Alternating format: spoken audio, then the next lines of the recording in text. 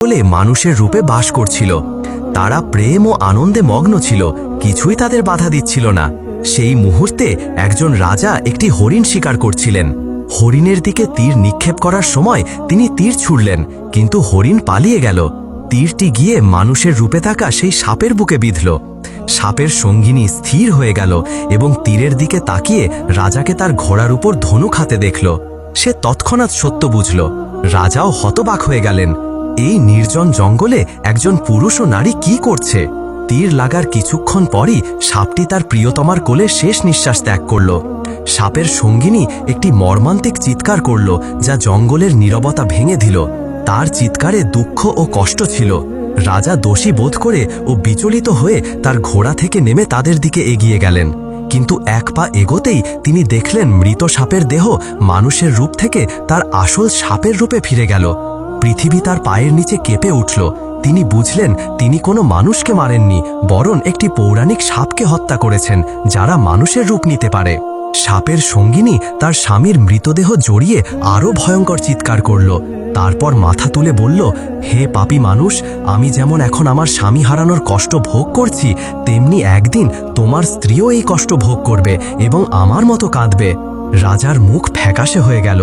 তিনি ভাঙা কণ্ঠে বললেন, হে সাপিনী, আমাকে ক্ষমা করো, আমি তোমাদের দেখিনি, আমি অনিচ্ছাকৃতভাবে বড় ভুল করেছি।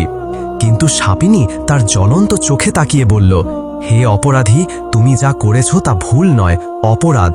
তুমি আমার স্বামীকে হত্যা করেছ।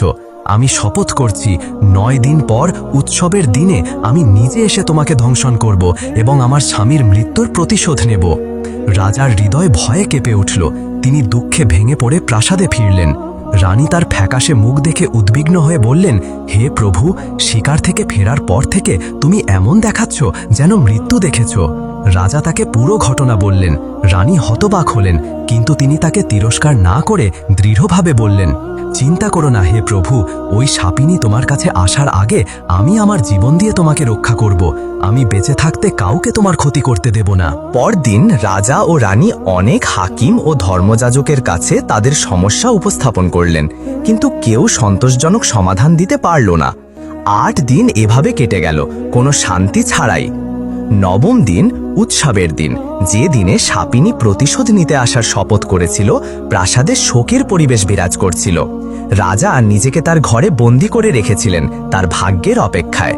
প্রাসাদের প্রধান দরজা থেকে রাজার ঘর পর্যন্ত সর্বত্র সৈনিকরা কঠোর নিরাপত্তায় ছিল। এমন সময় একজন হাকিম প্রাসাদে ভিক্ষা চাইতে এলো। তিনি প্রাসাদের শোকের পরিবেশ দেখে প্রহরীদের কাছে কারণ জিজ্ঞাসা করলেন।